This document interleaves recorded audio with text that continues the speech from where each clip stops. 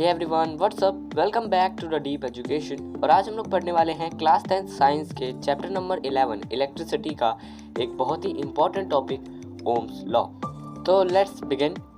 1827 जब एक German physicist George Simon Ohm के अंदर उत्सुकता जागी कि क्या इलेक्ट्रिक पोटेंशियल और इलेक्ट्रिक करंट के बीच में कोई रिलेशन है, इससे रिलेटेड उन्होंने एक एक्टिविटी की जो आपकी बुक में एक्टिविटी 11.1 दे रखी है।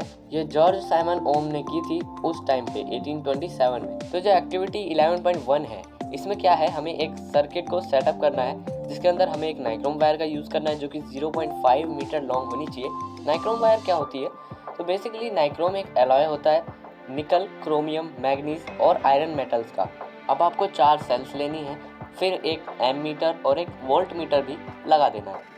उसके बाद आपको सर्किट को शुरू करना है। तो सबसे पहले आप एक सिंगल सेल यूज़ करेंगे और एमीटर और वोल्ट मीटर की रीडिंग को नोट करेंगे। उसके बाद आप 2 सेल्स को कनेक्ट करेंगे, बेसिकली एक बैटरी, 2 सेल की बैटरी को कनेक्ट करेंगे और फिर एमीटर और वोल्ट मीटर की रीडिंग को नोट करेंगे। फिर आप 3 और जैसे हमने 4 ली थी, फिर 4 सेल की बैटरीज का आप एमीटर और वोल्ट मीटर की रीडिंग को नोट कीजिए, उसे एक टेबल पे नोट कीजिए। तो टोटल 4 कॉलम्स बनेंगे क्योंकि हमने लाइन बाय लाइन 1 फिर 2 फिर 3 फिर 4 बैटरी 4 सेल्स का इस्तेमाल किया है। तो उसके बाद जो भी आपके पास डाटा होगा उस डाटा को आप एक ग्राफ पे उतारेंगे। तो आप देखेंगे कि अगर आप पोटेंशियल डिफरेंस यानी V और करंट A का ग्राफ बनाएंगे तो उसकी जो लाइन होगी वो एकदम स्ट्रेट जाएगी। और इससे ये पता लगता है कि जो वोल्टेज है यानी कि पोटेंशियल डिफरेंस वो डायरेक्टली प्रोपोर्शनल है करंट के। यही एक्सपेरिमेंट जॉर्ज साइमन ओम ने भी किया था 1827 में और यही ऑब्जर्वेशन निकाली थी कि जो पोटेंशियल डिफरेंस है वो डायरेक्टली प्रोपोर्शनल है करंट की। अब इससे हम एक फॉर्मूला बना सकते हैं। तो V अगर प्रोपोर्शनल है I के, तो इस प्रोपोर्शनलिटी के साइन को हटाने के लिए हमें प्रोपोर्शनलिटी कांस्टेंट लगाना पड़ेगा और वो यहाँ पे R से डिनोट किया जाता है, यानी V equals to I R, यानी V upon I equals to R। और यहाँ R क्या है? यहाँ R है रेजिस्टेंस, यानी आपकी इलेक्ट्रिक सर्किट में टोटल जितना रेजिस्टेंस है ये उसकी वैल्यू है। और यहाँ से हमें एक फॉर्मूला मिलता है V equals to I R. इसे याद रखने का एक बहुत ही अच्छा तरीका है, आप लोग वीर वर्ड को याद कर लीजिए क्योंकि V equals to I R Veer ही बनता है। तो आप इस तरीके से यहाँ पे याद इसे कर सकते हैं, VIR वीर। अब यहाँ R रेजिस्टेंस जो एक नया टर्म आया है, इसकी ऐसा यूनिट भी है और वो है ओम, क्योंकि इसे फर्स्टली ऑब्जर्व करने वाले सर जॉर्ज साइमन ओम ही थे। तो इसीलिए उनके ओनर में इसका नाम ओम, इसकी ऐसा यूनिट ओम रखा गया।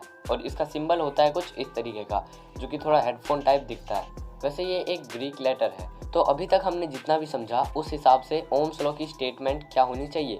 The potential difference V across the end of a given metallic wire in an electric circuit is directly proportional to the current flowing through it provided its temperature remains the same. This is called Ohm's law. Hindi में समझाऊँ तो the potential difference voltage जो होता है हमारा दोनों ends में metallic wire के एक इलेक्ट्रिक सर्किट के अंदर, वो डायरेक्टली प्रोपोर्शनल होता है उसके बीच में फ्लो कर रहे करंट के। यानी कि मेटालिक वायर के अंदर वोल्टेज अगर आप बढ़ाओगे तो जितना आप परसेंट ऑफ वोल्टेज बढ़ाओगे उतना ही परसेंट करंट जो फ्लो कर रहा है उस मेटालिक वायर में वो भी बढ़ेगा। और अगर वोल्टेज को घटाओगे तो जितना परसेंट घटाओगे उतना ही करंट भी घट जाएगा। तो ये था ओम्स लॉ। लेकिन एक बात का ध्यान रखना कि टेम्परेचर इस कंडीशन के लिए सेम रहना चाहिए, यानी अगर 20 डिग्री सेल्सियस टेम्परेचर है तो पूरे एक्सपेरिमेंट में 20 डिग्री सेल्सियस ही रहना चाहिए। सो यार, that's all for today. I hope आप लोगों को ओम्स लॉ समझ में आ गया होगा। अगर आप लोगों को समझ में आ गया है तो आप अपने फ्रेंड्स को भी समझाओ क्योंकि ज्ञान बांटने से बढ़ता है। Thanks for watching.